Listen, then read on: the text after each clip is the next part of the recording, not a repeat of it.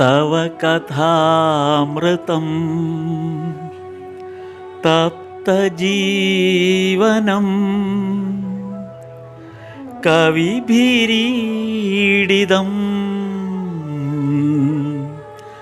കൽമഷാപഹം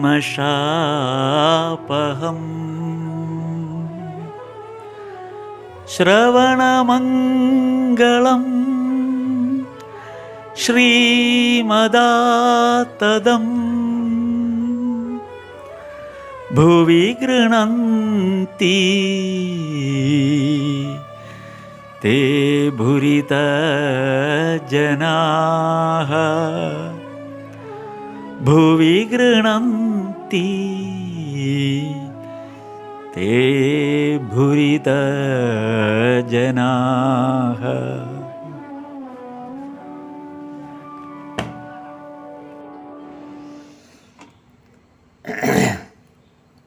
സ്ഥാപകായ ച ധർമ്മസ്യ സർവധർമ്മസ്വരൂപിണേ അവതാരവരിഷ്ഠായ രാമകൃഷ്ണായ തേ നമഃ. ലജ്ജാപടാവൃതേ നിത്യം ശാരദേ ജ്ഞാനദായികേ പാപഭ്യാന സദാരക്ഷ കൃപാമയി നമോസ്തുതേ. നമഃ ശ്രീയതിരാജായ വിവേകാനന്ദസൂരയേ സച്ചിത് സുഖസ്വരൂപായ സ്വാമിനേ താപഹാരിണേ. വചനാമൃതത്തിൻ്റെ രചനയിലേക്ക് എത്തുന്നതിൻ്റെ ഒരു പൂർവകാലം മുതലുള്ള കുറച്ച് കാര്യങ്ങളാണ് നമ്മൾ ഇതുവരെ പറഞ്ഞു വന്നത്. അതായത് 1800 ആ ആണ്ട് തുടങ്ങുന്നത് മുതൽ അങ്ങനെ ഏതാണ്ട് ഇപ്പോൾ 82 വരെയുള്ള ആ വചനാമൃത രചനയുടെ ഒരു കാലഘട്ടം എത്തുമ്പോൾ കൽക്കട്ടയുടെ ഒരു പശ്ചാത്തലം അല്ലെങ്കിൽ ബംഗാളിൻ്റെ ആകെ മൊത്തം ഒരു പശ്ചാത്തലത്തിൽ എങ്ങനെയാണ് ഭഗവാന്റെ അവതാരത്തിന് ഒരു അവതാര ഉദ്ദേശത്തിൻ്റെ ഒരു പശ്ചാത്തലമാണ് നമ്മൾ ഇത്രയും ഇതിനു മുമ്പ് പറഞ്ഞത്. ഇനിയുള്ളത് ആ വചനാമൃത രചനയുടെ ആ പ്രത്യേകതകളും അതിൻ്റെ കുറേ പശ്ചാത്തലങ്ങളുമാണ്. അപ്പം അത് ഇതിനു മുമ്പ് നമ്മൾ മാസ്റ്റർ മഹാശയൻ്റെ പറഞ്ഞിട്ടുള്ള കുറേ കാര്യങ്ങളൂടെ ഇതിനകത്ത് ആവർത്തനം വരും. എന്തായാലും അതില്ലാതെ അത് മുന്നോട്ട് പോവില്ല. കാരണം മാസ്റ്റർ മഹാശയൻ്റെ കഥയിലും വചനാമൃതത്തിൻ്റെ കഥയും ഒന്ന് തന്നെയാണ്. അതായത് ഇതിനകത്ത് ഏറ്റവും വലിയൊരു രസകരമായൊരു സംഭവം മാസ്റ്റർ മഹാശയൻ ഒരു എഴുത്തുകാരനേ അല്ല എന്നുള്ളതാണ്. അദ്ദേഹം മറ്റൊരു പുസ്തകമോ ലേഖനമോ ഒന്നും എഴുതുന്ന ആളല്ല, മറ്റൊന്നും എഴുതിയിട്ടുമില്ല, പുസ്തകം തന്നെ എഴുതിയിട്ടില്ല. അദ്ദേഹം ഈ ഒരു പുസ്തകം എഴുതാനുള്ള രചനാ കൗശലമൊന്നും ഉള്ള ആളല്ല, അങ്ങനെ എഴുതാനേ അറിയില്ല, അങ്ങനെ എഴുതിയിട്ടുമില്ല. ഒരു സാധാരണ അധ്യാപകൻ എന്നുള്ള അതിൽ കവിഞ്ഞ് ഒരു പുസ്തകരചന ലേഖനം പോലും എഴുതിയിട്ടില്ല. അതാണ് അതിനകത്തുള്ള ഒരു വലിയ വ്യത്യാസം. മാത്രമല്ല അദ്ദേഹത്തിന് എഴുതാനുള്ള ഒരു ഒരു ഒരു ഒരു ഗ്രന്ഥരചനയ്ക്കുള്ള യാതൊരു പാഠവും ഇല്ലാത്ത ഒരാളാണ്. കാരണം അതിന് തക്ക ഭാഷയൊന്നും കയ്യിലില്ല. അതാണ് വേറൊരു പ്രത്യേകത. ഭഗവാൻ ഒരാളെ തിരഞ്ഞെടുത്തപ്പോൾ തൻ്റെ ഭഗവാന്റെ ആ വചനാമൃതം ഭാവിക്ക് വേണ്ടി, ഭാവി കാലത്തിന് വേണ്ടി എഴുതപ്പെടാനായി ഒരാളെ തിരഞ്ഞെടുത്തപ്പോൾ ആ തിരഞ്ഞെടുത്തത് ഭഗവാൻ പൂർണ്ണമായും തൻ്റെ ഒരു ടൂൾ എന്നുള്ള നിലയിലാണ്. കാര്യം ആ ടൂളിന് പ്രത്യേകിച്ച് കഴിവൊന്നുമില്ല, അത് ഉപയോഗിക്കുന്ന ആളുടെ കഴിവാണ് ടൂളിൻ്റെ കഴിവ്. അപ്പോൾ അങ്ങനെ ഒരാളെയാണ് തിരഞ്ഞെടുത്തത്. സ്വയം കഴിവുള്ള ആരെയും അല്ലെങ്കിൽ അങ്ങനെയുള്ള ഒരാളെ, പ്രഗത്ഭനായ ഒരു എഴുത്തുകാരൻ ഒക്കെ കിട്ടുമായിരുന്നു. ഇപ്പോൾ കേശവചന്ദ്രസേനെ പോലുള്ള പ്രഗത്ഭരായ പ്രാസംഗികരെ കിട്ടിയിട്ട് ഭഗവാനോടൊപ്പം ഭഗവാൻ ചേർത്ത് നിർത്തിയതാണ്. അങ്ങനെ എത്രയോ പേര്, ബങ്കിം ചന്ദ്ര ചാറ്റർജി, അങ്ങനെ ആരൊക്കെ എഴുത്തുകാരുടെ ഒരു വലിയ നിര തന്നെ ആ കാലത്ത് ഭഗവാനോടൊപ്പം വന്നിരുന്നു. അത് നമുക്ക് കാണുമ്പോൾ മനസ്സിലാവും. അത്രയും പ്രഗത്ഭരെല്ലാം ഉള്ള ഇതിൽ നിന്നാണ് ഒരു സാധാരണ സ്കൂൾ അധ്യാപകനെ തിരഞ്ഞെടുത്തത്. ആ അധ്യാപകനാണെങ്കിൽ കഷ്ടിച്ച് തൻ്റെ സ്കൂൾ വിദ്യാഭ്യാസത്തിന് അല്ലെങ്കിൽ ആ പഠിപ്പിക്കുന്നതിന് വേണ്ടി ആവശ്യമായ ഒരു ചുറ്റുപാട് മാത്രമേ ഉള്ളൂ.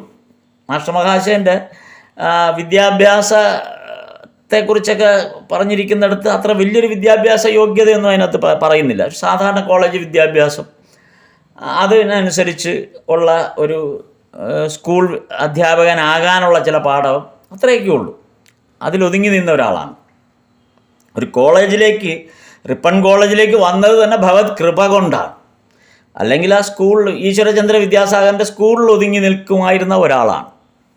അപ്പം അങ്ങനെ എഴുതാനറിയാത്ത, അല്ലെങ്കിൽ എഴുതാനറിയാത്ത എന്ന് പറയുന്നത് എഴുത്തൊരു കലയായി ഉപയോഗിക്കാൻ അറിയാത്ത ഒരാൾ. അതിൻ്റെ തെളിവാണ് വചനാമൃതത്തിൻ്റെ രചനയുടെ ആദ്യഘട്ടത്തിൽ മാസ്റ്റർ മഹാശയൻ എഴുതിയിരിക്കുന്നത് ഒട്ടും ഒരു രചനാ കൗശലം ഉള്ള ഒരാൾ എഴുതിയ പോലത്തെ ഡയറി കുറിപ്പല്ല. കുറച്ച് വാക്കുകൾ മാത്രമാണ്. അവർ കൂട്ടി യോജിപ്പിച്ച് എഴുതാൻ പോലും കൃത്യമായ ഒരു ഭാഷ കയ്യിലില്ലാത്ത ഒരാളാണ്. ഒരാലങ്കാരിക ഭാഷയും അദ്ദേഹം സ്വയം ഉപയോഗിച്ചിട്ടേയില്ല ആ കൃതി, അദ്ദേഹത്തിൻ്റെ ഡയറിയിൽ. ആ ഡയറിയുടെ ഒറിജിനൽ നമ്മൾ നോക്കുമ്പോൾ അതാണ് മനസ്സിലാകുന്നത്. ഇങ്ങനെ ചില പോയിൻറ്റ്സ് മാത്രം സ്വന്തം ഓർമ്മയ്ക്ക് വേണ്ടി, ഭഗവാനുമായിട്ടുള്ള ആ ദിവസങ്ങളുടെ ഓർമ്മയ്ക്ക് വേണ്ടി ചില സ്വന്തം ആവശ്യത്തിനുണ്ട്. അപ്പോൾ അത്രമേൽ എഴുതാൻ അറിയാത്ത ഒരാളെന്ന് തന്നെ നമുക്ക് തീരുമാനിക്കാം. അങ്ങനെ ഒരാളെ ലോകത്ത് ഏറ്റവും മഹത്തായ ഒരു കൃതിയുടെ രചയിതാവാക്കി മാറ്റുക എന്ന് പറയുമ്പോൾ അത് ഭഗവാൻ നേരിട്ട് എഴുതിയതാണ്. അപ്പം അതാണ് ഇതിനകത്ത് ആ എഴുത്തിലേക്ക് മാസ്റ്റർ മഹാശയനെ കൊണ്ട് എത്തിച്ചതിൻ്റെ ഒരു പശ്ചാത്തലമാണ് ഇനി വിവരിക്കുന്നത്. അപ്പോൾ എന്തായിരുന്നു ആ രചനാ കൗശലം? ഇതൊന്നും അറിഞ്ഞിടാത്ത ഒരാൾ, എഴുത്തറിഞ്ഞിടാത്ത ഒരാൾ, സാഹിത്യത്തെക്കുറിച്ച് വലിയ ബോധമില്ലാത്ത ഒരാൾ എഴുതിയ അതിൻ്റെ പ്രത്യേകതകൾ എന്തായിരുന്നു എന്നുള്ളതാണ് ആദ്യം. അപ്പോൾ അദ്ദേഹം ആ രചന നിർവഹിച്ചപ്പോൾ അത് എഴുത്തറിയാവുന്ന ആ ഒരാളായിരുന്നുവെങ്കിൽ ആധ്യാത്മികതയുടെ ഒരുപാട് തലങ്ങളിലൂടെയൊക്കെ സഞ്ചരിച്ച് വലിയൊരു ഇൻ്റർപ്രട്ടേഷൻ നൽകിപ്പോയേനെ. പക്ഷെ ഇവിടെ സംഭവിച്ചത് എന്താണ്? വാക്കുകൾ, കൊച്ചു കൊച്ചു വാക്കുകൾ, അതായിരുന്നു.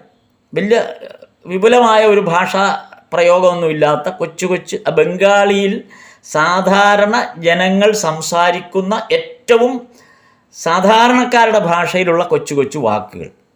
പിന്നെ വന്നത് ഈ എഴുതിന് ഇതേവരെ ഒരു പൗരാണിക ഗ്രന്ഥം സ്വീകരിക്കാത്ത തലത്തിലാണ് അതിൻ്റെ സ്ട്രക്ചർ ഉണ്ടായത്. അത് ഈ അറിവില്ലായ്മയുടെ സ്ട്രക്ചറായിരുന്നു. അത് അറിവില്ലായ്മ എന്ന് പറയുമ്പോൾ സ്വയം ഒരു എഴുത്തുകാരൻ എന്നുള്ള ആ ഒരു പ്രൗഢി ഇല്ലാത്തതിൻ്റെ ഒരു പ്രത്യേകതയായിരുന്നു അത്. എന്തായിരുന്നു ആ പ്രത്യേകത? ഒന്ന്, ഈ എഴുതിയപ്പോഴെല്ലാം ആ സ്ഥലം ഏതാണെന്ന് പ്രത്യേകം നോട്ട് ചെയ്തിരുന്നു. അതാണ് മാസ്റ്റർ മഹാശയൻ എഴുതിയതിൻ്റെ ഒരു പ്രത്യേകത. ആ സ്ഥലം എവിടെയാണ് എന്നുള്ളത് പ്രത്യേകം നോട്ട് ചെയ്തിരുന്നു. ആ സ്ഥലത്തെക്കുറിച്ച്, സമയത്തെക്കുറിച്ച് നോട്ട് ചെയ്തിരുന്നു. ഇതും നമുക്ക് പ്രയോജനപ്പെട്ടു വായനക്കാർക്ക്. ഏത് സമയത്താണ് ഭഗവാന്റെ ഈ ഭാഗം സംഭവിക്കുന്നത് എന്നുള്ളതും അവിടെ നോട്ട് ചെയ്തു. തീയതി, ഏത് വർഷം, തീയതി, ഇതെല്ലാം അതിനകത്ത് വന്നു.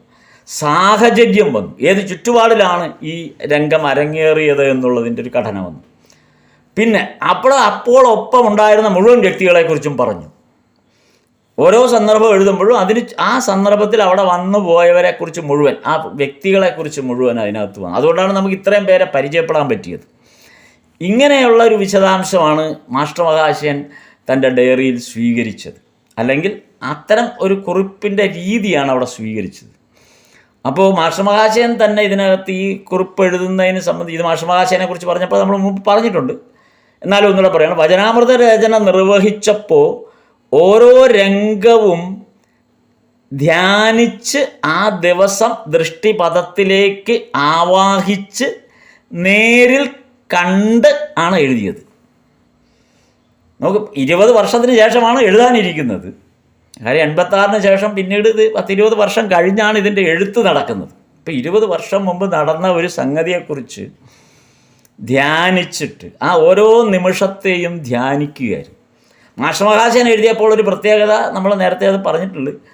ഈ ഓർഡറിലല്ല എഴുതി. ഇത് പിന്നീട് എഡിറ്റർ കമ്പൈൽ ചെയ്തപ്പോഴാണ്, ഈ കൃത്യ ഡേറ്റ് വെച്ച് കമ്പൈൽ ചെയ്തപ്പോഴാണ് ഈ ഓർഡറിൽ നമുക്ക് കിട്ടിയത്.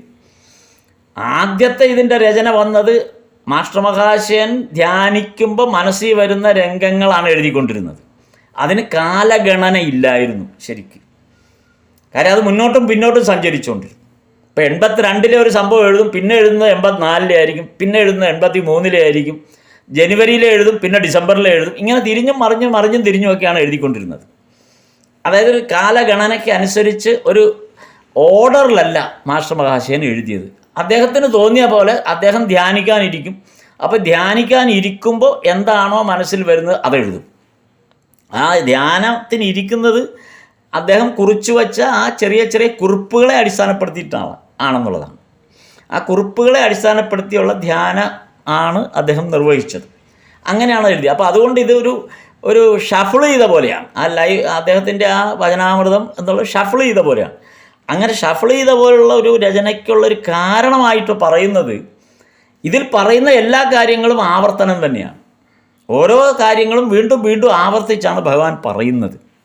അത് തന്നെ പലരും പിന്നീട് ചോദിച്ചിരുന്നു, ഇതെന്താണ് ഒരേ കാര്യം തന്നെ 3-4 തവണ ആവർത്തിക്കുന്നുണ്ട്, ഒരേ കഥ തന്നെ 3-4 തവണ ആവർത്തിക്കുന്നുണ്ട്, അതൊക്കെ ഒരു തവണ പറഞ്ഞാൽ പോരെ, അല്ലെങ്കിൽ ഒരു തവണ മെൻഷൻ ചെയ്താൽ പോരെ, ബാക്കിയുള്ളത് എഡിറ്റ് ചെയ്യാമല്ലോ എന്നൊക്കെ ആളുകൾ ചോദിച്ചിട്ടുണ്ട്. അത് നമ്മൾ മാസ്റ്റർ മഹാശയൻ്റെ പറഞ്ഞാണ്. അദ്ദേഹം തന്നെ അതിന് പരിഹാരം അല്ലെങ്കിൽ അതിൻ്റെ മറുപടി പറഞ്ഞതാണ്. കാരണം ഇത് ഓരോ തവണ അദ്ദേഹം ഒരേ കാര്യം ആവർത്തിക്കുന്നെങ്കിലും ആവർത്തിച്ച സമയം വേറെയാണ്, ആവർത്തിച്ച സ്ഥലം വേറെയാണ്, ഈ ആവർത്തിച്ച സമയത്ത് അവിടെ വന്നിരുന്ന ആളുകൾ വേറെയാണ്. അതുകൊണ്ട് എനിക്ക് അവകാശമില്ല അത് മാറ്റാൻ. ഭഗവാന്റെ തിരുമൊഴികൾ എന്താണോ അത് അതേപടി എത്ര തവണ ആലോചിച്ചാലും അത് തന്നെ ആവർത്തിച്ച് വന്നാൽ അത് തന്നെ ആവർത്തിച്ചെഴുതും. അത് മാറ്റാനുള്ളൊരു അവകാശം എനിക്കില്ല. അതായിരുന്നു അദ്ദേഹം അതിന് പറഞ്ഞൊരു സമാധാനം. പിന്നെ ഈ ഒരു രംഗം എഴുതുമ്പോൾ അത് പൂർണ്ണമായും മനസ്സിൽ വന്നാൽ മാത്രമേ എഴുതുമായിരുന്നുള്ളൂ.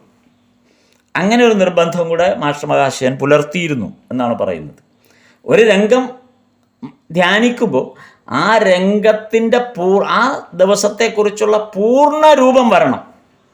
കാരണം ആ സമയത്തെക്കുറിച്ച് മാത്രമല്ല, അതിനു മുമ്പ് ആ സമയത്തിന് തൊട്ട് മുമ്പൊക്കെ നടന്ന കാര്യങ്ങൾ എന്താണ്, അതിന് ശേഷം നടന്ന കാര്യങ്ങൾ എന്താണ്, ആ നടന്ന ദിവസം ആ സമയത്ത് അത് നടക്കാനുണ്ടായ കാരണങ്ങൾ എന്താണ്, ആ സമയത്ത് വന്ന ഓരോരുത്തരും ആരൊക്കെയാണ്, ഒരാളെപ്പോലും വിടുന്നില്ല, ഒരാളെ മിസ് ചെയ്യുന്നില്ല. ഒരു 4-5 പേരെന്നുണ്ടായിരുന്നു, അതിൽ 2-3 പേരെ ഓർമ്മയുള്ളൂ, ബാക്കി 2 പേരെ ഓർമ്മയില്ല. അങ്ങനെ ഒരു എഴുത്തില്ല. ഈ വന്ന മുഴുവൻ പേരെയും ഓർത്തെടുത്തുകൊണ്ടാണ് ആ മുഴുവൻ പേരുടെയും ആ സാമ്യം. അതുകൊണ്ടാണ് നമുക്കത് ഭയങ്കര ലൈവായിട്ട് തോന്നുന്നത്. അതാണ് ആ എഴുത്തറിയാവുന്ന ഒരാളായിരുന്നെങ്കിൽ ഒരുപാട് മാനിപ്പുലേഷൻ നടന്നേനെ. ഇതിനകത്ത് മാനിപ്പുലേഷൻ എന്നുള്ളൊരു ഘടകമേ ഉണ്ടായിട്ടില്ല. അത് യഥാതഥമായിട്ട് ആ നടന്നതെന്തോ അത് അതേപോലെ യാതൊരു സാഹിത്യ ഇതും ചേർക്കാതെ, പൊടിപ്പും തൊങ്ങലും ചേർക്കാതെ സത്യമായിട്ട് നേരിട്ട് അങ്ങ് എഴുതുകയായിരുന്നു. ബാക്കി നേരത്തെ പറഞ്ഞല്ലോ, നമ്മൾ ഇപ്പോൾ ഇത്തരം എഴുത്തുകളെ അന്നത്തെ കാലത്ത് മാസ്റ്റർ മഹാശയൻ്റെ എഴുതുന്ന കാലഘട്ടങ്ങളിൽ, പ്രത്യേകിച്ച് ഇംഗ്ലീഷ് വിദ്യാഭ്യാസം കിട്ടിയ ഒരാൾ എഴുതുന്ന കാലഘട്ടത്തിൽ, അല്ലെങ്കിൽ ബ്രിട്ടീഷ് ഭരണം ഉണ്ടായിരുന്ന ഒരു കാലഘട്ടത്തിൽ, ക്രിസ്ത്യൻ മിഷണറിമാരുടെ ഏറ്റവും വലിയ പ്രമാദിത്വം ഉണ്ടായിരുന്ന ഒരു കാലത്ത് ഇതെഴുതുമ്പോൾ സ്വാഭാവികമായി അവർ ബൈബിളിനെയാണ് സ്വീകരിച്ചത്. അതിനകത്ത് സംശയം. അതുകൊണ്ടാണ് ആ പേര് പോലും ഗോസ്പൽ എന്ന് വന്നത്. അപ്പോൾ അതൊരു ബിബ്ലിക്കലായിട്ടുള്ള കുറേ ഇമേജറീസും അല്ലെങ്കിൽ ആ ഒരു ശൈലിയും ഇവരുടെ ഉള്ളിൽ കടന്നു വന്നിട്ടുണ്ട്. മാസ്റ്റർ മഹാശയൻ്റെ ഉള്ളിൽ അത് വന്നു. കാരണം സ്വയം ഒരു കൃതി രചിക്കുന്ന എന്നുള്ള വലിയ പ്രാഗൽഭ്യമുള്ള ഒരു വ്യക്തിയൊന്നും ആയിരുന്നില്ല. അപ്പോൾ ഏതെങ്കിലും ഒരു മോഡൽ എടുത്തേ പറ്റൂ, അങ്ങനെ എടുത്തിരിക്കണം. അതുകൊണ്ടാണ് ഒരു ബൈബിൾ തീമിനെ അനുസരിച്ചാണ് ഇതെടുത്തത്. പക്ഷെ ബൈബിളിനും ഇതിനും തമ്മിലുള്ളൊരു പ്രകടമായ വ്യത്യാസം എന്തെന്ന് വെച്ചാൽ, ബൈബിൾ ഒരു ആലങ്കാരിക ഭാഷയാണ്, സമ്പൂർണ്ണമായിട്ടും ആലങ്കാരിക ഭാഷയാണ്. കാരണം അത് ഒരു അരാമിക് ഭാഷയിലാണ് അത് രചിക്കപ്പെട്ടു എന്ന് പറയുന്നതെങ്കിലും ആ ഭാഷയോ ആ രീതിയിലോ ആ ഒരു ഘടനയിലോ ലോകത്തൊരിടത്തും ആരും ഉപയോഗിച്ചിരുന്നില്ല. അത് പിന്നീട് അപ്പോസ്തലന്മാർ ഒരു സുവിശേഷം എഴുതുമ്പോൾ ചേർക്കാവുന്ന പദങ്ങൾ ചേർത്തു എന്നുള്ളതാണ്. ഒരിക്കലും സംഭാഷണത്തിൽ അരാമിക് ഭാഷയിൽ ക്രിസ്തു ഇതേപോലെ സംഭാഷണം നടത്തിയിട്ടില്ല, അല്ലെങ്കിൽ ഇതേപോലെ വിവരണങ്ങളും ഉണ്ടായിട്ടില്ല. ഇതൊരു സുവിശേഷ രചനയ്ക്ക് വേണ്ടി സ്വീകരിച്ച ഒരു ഭാഷയായിരുന്നു അത്. അപ്പോൾ ഒരു ആലങ്കാരിക ഭാഷയാണ് ബൈബിളിൽ സ്വീകരിച്ചത്. ഇവിടെ അത് പൂർണ്ണമായി ഒഴിവായി. അപ്പോൾ അങ്ങനെയാണ് മാസ്റ്റർ മഹാശയൻ അതിനെടുത്തത്. മാസ്റ്റർ മഹാശയൻ അന്നത്തെ ബംഗാളിൻ്റെ സ്വാഭാവികമായ ഭാഷയാണ് ഉപയോഗിച്ചത്. അപ്പം അതുകൊണ്ട് അതിൻ്റെ ഒരു മോഡൽ അങ്ങനെ സ്വീകരിച്ചുവെങ്കിൽ പോലും അടിസ്ഥാനപരമായ ഒരു സാധാരണക്കാരുടെ ഭാഷയെ ആണ് മാസ്റ്റർ മഹാശയനും സ്വീകരിച്ചത് എന്നുള്ളൊരു വലിയ ഗുണം അതിനകത്തുണ്ട്. കാരണം ഈ ധ്യാനിക്കുമ്പോൾ ഭഗവാൻ പറയുന്ന കാര്യങ്ങൾ അതേപടിയാണ് എഴുതിയിരിക്കുന്നത്. പൊടിപ്പും തൊങ്ങലും ഇല്ലാതെ. അപ്പം അതേപടി ഒരു കാര്യം എഴുതിയപ്പോൾ ഭഗവാനെ സംബന്ധിച്ച് ഭഗവാൻ അത് പ്രത്യേകം പറയുന്നുണ്ട്. ഭഗവാൻ ഉപയോഗിച്ചിരിക്കുന്ന ആ ഭാഷയും ഭഗവാൻ ആ കമ്മ്യൂണിക്കേറ്റ് ചെയ്യാൻ എടുത്തിരിക്കുന്ന എല്ലാ ശൈലിയും കമാർപുക്കൂറിലെ ഗ്രാമീണ ഭാഷയാണ്. അല്ലാതെ സാഹിത്യത്തിലെ ഭാഷ ഭഗവാൻ അറിയില്ല, ഭഗവാൻ അത് ഉപയോഗിച്ചിട്ടില്ല. അറിയില്ല എന്നല്ല പറയേണ്ടത്, ഉപയോഗിച്ചിട്ടില്ല. നോക്കൂ, ഇതിനകത്ത് രസകരമായ കാര്യം, ഭഗവാൻ ഇത് എഴുതുന്നില്ല, ഭഗവാൻ ഇത് എഴുതാനറിയില്ല, വായിക്കാനറിയില്ല എന്നുള്ള രീതിയിലുള്ള കാര്യങ്ങളാണ് വൃന്ദയെ പോലുള്ളവർ ആദ്യമേ തുടക്കത്തിൽ പറഞ്ഞല്ലോ, എല്ലാം നാവിൽ നിന്ന് വരുന്നു.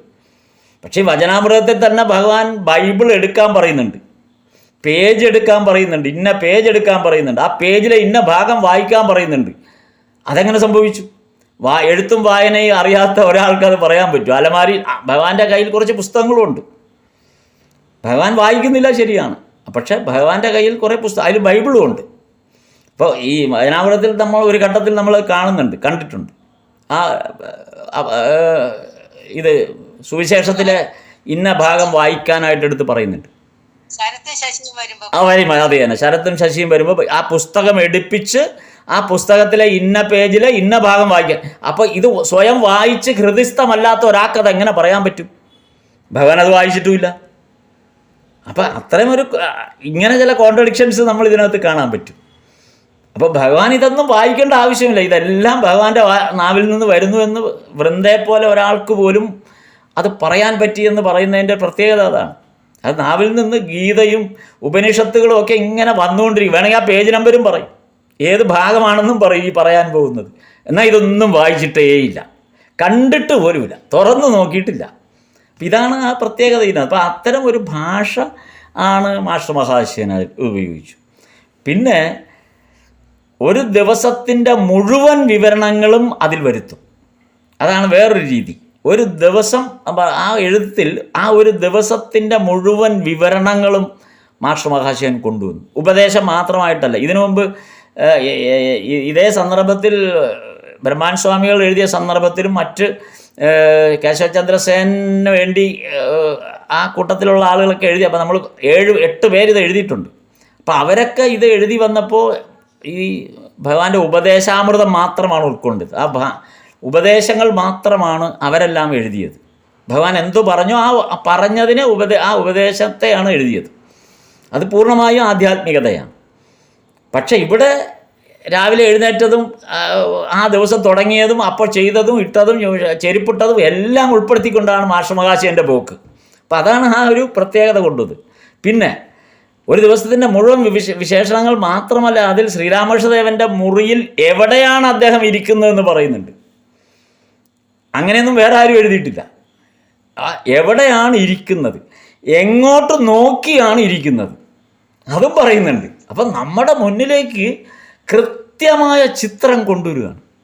ഇതിൽ പരം ഒരു ചിത്രം കൊണ്ടുവരാനില്ല. നമ്മളതിനകത്ത് പൂർണ്ണമായും നമ്മളും ആ മുറിക്കകത്ത് എത്തുകയാണ്. ഇതൊന്നും മാസ്റ്റർ മഹാശയൻ ഇങ്ങനെ വേണം എൻ്റെ രചന എന്ന് ആലോചിച്ചുറച്ചെഴുതിയതൊന്നുമല്ല. ആ ധ്യാനാവസ്ഥയിൽ അറിയാതെ എഴുതിപ്പോകുന്നതാണ് ഇതെല്ലാം. ഏത് ദിശയിലേക്ക് നോക്കിയാണ് ഇരിക്കുന്നതെന്നൊക്കെ. അതോടൊപ്പം ആ മുറിയിൽ ആ സമയത്ത് ആരൊക്കെ ഉണ്ട്, അവരൊക്കെ ഏത് പോർഷനിലാണ് ഇരിക്കുന്നത്, അതാണ് അതിനകത്ത്. ഈ വന്നവരിയ്ക്കുന്ന സ്ഥലം വരെ മാർക്ക് ചെയ്തിട്ടുണ്ട്. അത് രസകരമായിരുന്നു. നമ്മൾ ഇവിടെ ദക്ഷിണേശ്വരത്ത് പോയി ഭഗവാന്റെ മുറിയിൽ ചെന്നിട്ട് അവിടെ ചെന്ന് ഇങ്ങനെ ഇരുന്ന പഴയ പോലെ ഇരിക്കുകയാണ്. അപ്പം ഇരിക്കുമ്പോൾ ഞാനങ്ങനെ ഇരിക്കുമ്പോൾ നമ്മുടെ മനസ്സിൽ വരുന്ന എന്താണ്, ഇപ്പുറത്ത് ആരൊക്കെ, ഈ മൂലയിൽ ആരാണ് ഇരുന്നത്, ആ മൂലയിൽ ആരാണ് ഇരുന്നത് എന്നുള്ളത് മാർക്ക് ചെയ്തിട്ടുള്ളത് കൊണ്ട് നമുക്ക് കൃത്യമായിട്ട് അറിയാം, ഈ മൂലയിലാണ് ഇന്നയാളിരുന്നത്, ഈ മൂലയിലാണ് ഇന്നയാളിരുന്നത് എന്ന് നമുക്ക് കൃത്യമായി മനസ്സിലാവും അവിടെ ചെന്ന് നോക്കുമ്പോൾ. അതെ. അതുകൊണ്ട് അവിടെ ഇരിക്കാൻ എന്ത് രസമായിരുന്നെന്നറിയാം. കാര്യം നമ്മളിരിക്കുമ്പോൾ ഈ ഓരോ ദിവസവും നമ്മുടെ ഉള്ളിലേക്ക് വരുന്നുണ്ട്. അപ്പോൾ ഇന്ന ദിവസം വന്നപ്പോൾ ഇന്ന ആൾ ഇവിടെയാണ് ഇരുന്നത്, ഇന്ന ആൾ ഇവിടെയാണ് ഇരുന്നത്, ഹസ്രദാണ്ട് അവിടെയാണ് ഇരുന്നത്, ഇങ്ങനെ ആ ഓരോ സന്ദർഭവും നമ്മുടെ മുന്നിലേക്ക് കടന്നു വരും. അപ്പം അത് നമ്മുടെ മുന്നിൽ വരാൻ കാരണം അതെ കണ്ടുകൊണ്ടിരിക്കും. അപ്പം അത് നമ്മൾ ഈ കാലം 100-100 വർഷങ്ങൾക്ക് ശേഷം അവിടെ ചെന്നിരിക്കുമ്പോൾ അവിടെ മാർക്ക് ചെയ്തിരിക്കും, ആ പൊസിഷൻ മാർക്ക് ചെയ്തിരിക്കുന്നു. അതാണ് അതിനകത്ത് വലിയൊരു പ്രത്യേകത. അപ്പോൾ അതാണ് ആ എഴുത്തിൻ്റെ ഒരു ഘടനയായിട്ട് പറഞ്ഞത്. പിന്നെ ഉള്ളത് ശ്രീരാമകൃഷ്ണദേവൻ അന്ന് പറഞ്ഞ സംഭാഷണം പൂർണ്ണമായിട്ടാണ് എഴുതിയിരിക്കുന്നത്. അതായത് അപ്പോൾ മുതൽ ഇരുന്ന് നേരിട്ട് കേൾക്കുമ്പോഴത്തെ പോലെ. നമുക്ക് 20 വർഷത്തിന് ശേഷമാണ് എഴുതുന്നത്.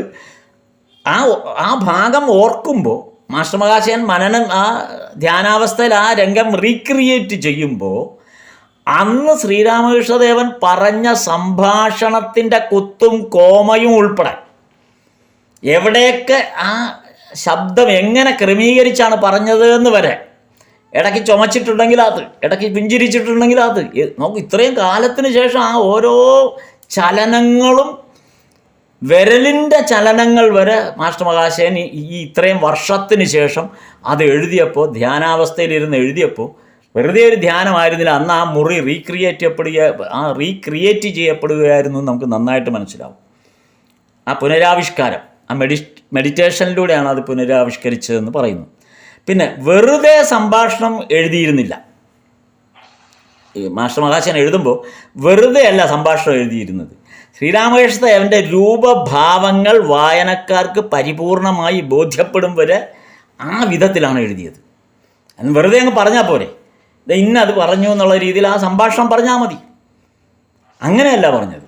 ആ സംഭാഷണം പറയുമ്പോൾ എന്തൊക്കെ അംഗചലനങ്ങളാണ് ശ്രീരാമകൃഷ്ണദേവനിൽ ഉണ്ടായത് അതുകൂടെ അതിനകത്ത് ഉൾപ്പെടുത്തി.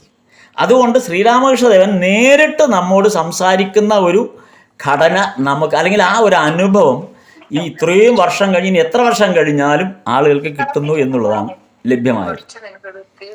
പിന്നെ നാടകീയമായി അവതരിപ്പിക്കുക എന്ന ഉദ്ദേശത്തോടെ മാസ്റ്റർ മഹാശയൻ എഴുതിയിട്ടേയില്ല.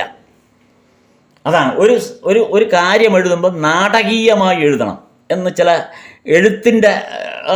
എഴുത്തിൻ്റെ കൗശലം അറിയാവുന്ന വൻ എഴുത്തുകാരൊക്കെ നാടകീയമാക്കും. ഇപ്പം ഷേക്സ്പിയറെ കുറിച്ചൊക്കെ അത് പറയും. വളരെ നാടകീയമായിട്ടാണ് ഷേക്സ്പിയർ തൻ്റെ രചന നിർവഹിക്കുക.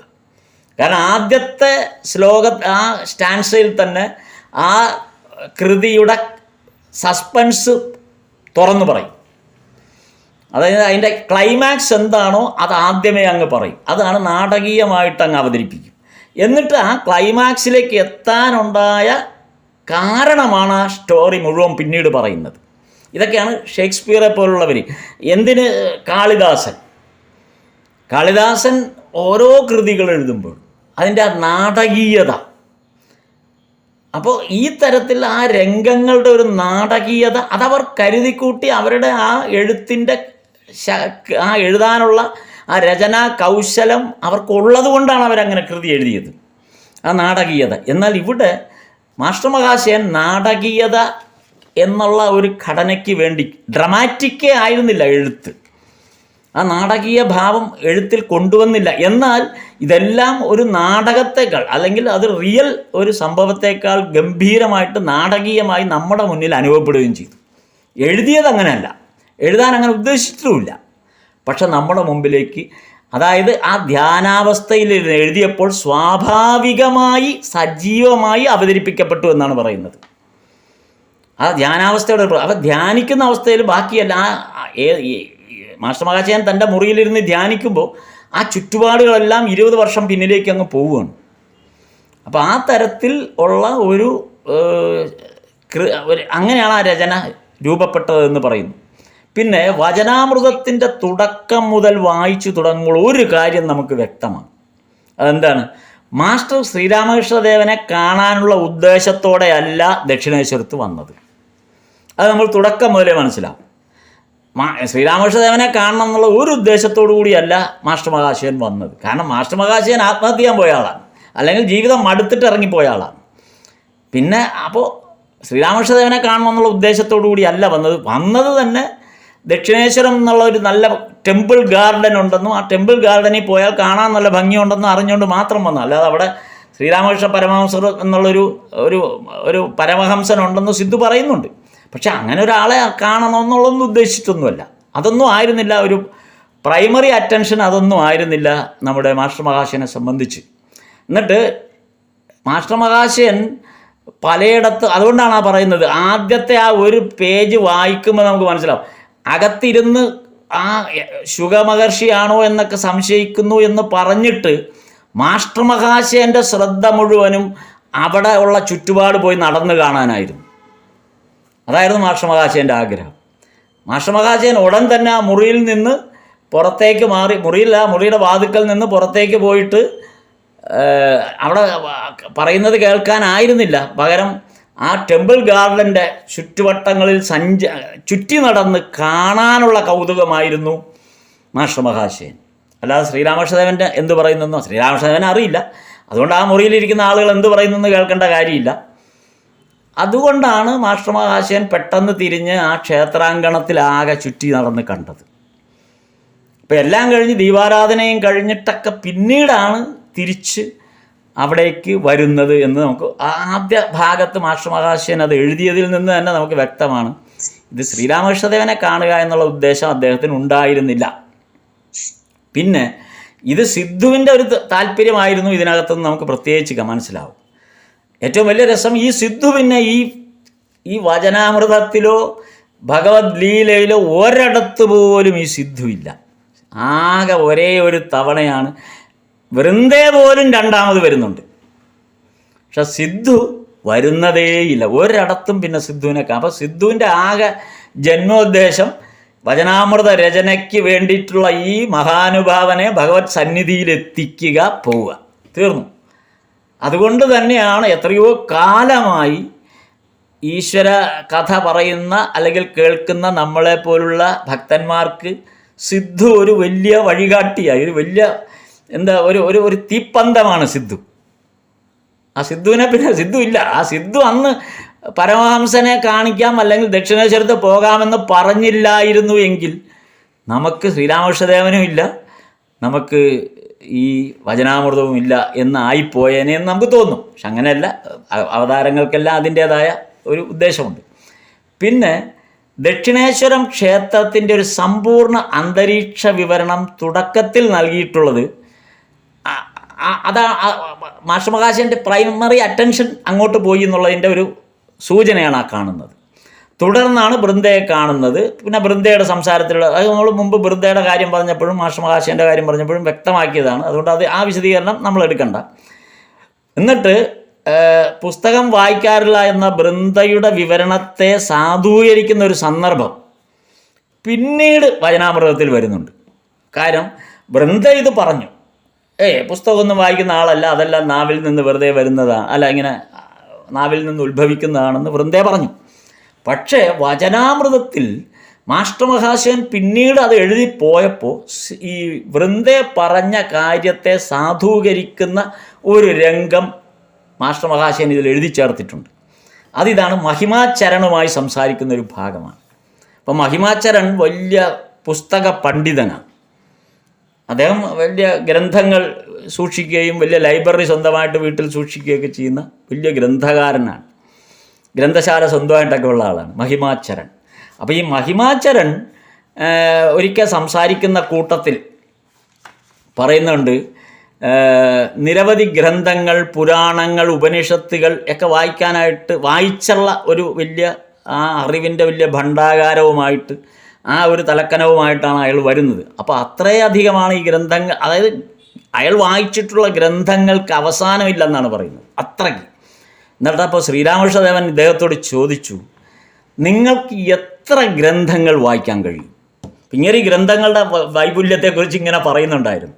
അപ്പോൾ ശ്രീരാമകൃഷ്ണദേവൻ ഈ മഹിമാചരണിനോട് ചോദിച്ചത്, നിങ്ങൾക്ക് എത്ര ഗ്രന്ഥങ്ങൾ വായിക്കാൻ കഴിയും? ഇതെല്ലാം പാരായണം ചെയ്താൽ നിങ്ങൾ എന്താണ് നേടുന്നത്? ഇതാണ് ശ്രീരാമകൃഷ്ണദേവൻ്റെ ചോദ്യം. എന്നിട്ട് മൂന്നാമതൊരു ചോദ്യം കൂടെ ശ്രീരാമകൃഷ്ണദേവൻ ചോദിച്ചു, ഈശ്വര സാക്ഷാത്കാരം ഈ ഗ്രന്ഥ പാരായണത്തിലൂടെ ലഭിക്കുമോ? ഇതാണ് ശ്രീരാമകൃഷ്ണദേവൻ മഹിമാചരനോട് ചോദിച്ചത്. വ്യക്തമായ 3 ചോദ്യം. നോക്കാം, മഹിമാചരൺ വായിച്ചു കൂട്ടിയിട്ടുള്ള പുസ്തകങ്ങൾക്കൊന്നും ഒരു കണക്കില്ല, അത്ര വലിയ പണ്ഡിതനാണ്. അദ്ദേഹത്തോട് ചോദിക്കുന്ന ഒന്നാമത്തെ ചോദ്യം, നിങ്ങൾക്ക് ഈ ആയുഷ്കാലം കൊണ്ട് എത്ര പുസ്തകം വായിക്കാൻ കഴിയും? അതാണ് ഒന്നാമത്തെ ചോദ്യം. 2, ഇത് പാരായണം ചെയ്താൽ നിങ്ങൾക്ക് എന്താണ് കിട്ടുന്നത്? മറ്റൊന്ന്, ഈശ്വര സാക്ഷാത്കാരം ഈ ഗ്രന്ഥ പാരായണത്തിലൂടെ ലഭിക്കുമോ? ഇതായിരുന്നു അവസാനത്തെ ചോദ്യമാണ് അതിനകത്ത് പ്രസക്തം. അപ്പോൾ മഹിമാചരൺ അദ്ദേഹത്തിൻ്റെ മുറി നിറയെ പുസ്തകങ്ങളാണ്, പുസ്തകങ്ങൾ വായിച്ച് പഠിച്ചാൽ മാത്രമാണ് അറിവുണ്ടാവൂ എന്നൊക്കെ സാധാരണ ജനങ്ങൾ കരുതുന്ന പോലെ തന്നെ മഹിമാചരണനും അതിൽ തന്നെയാണ് വിശ്വസിച്ചിരുന്നത്. ശ്രീരാമകൃഷ്ണദേവൻ പറയുന്നത് ഈശ്വരലാഭം കിട്ടാത്ത അറിവ് നിഷ്ഫലമാണ്.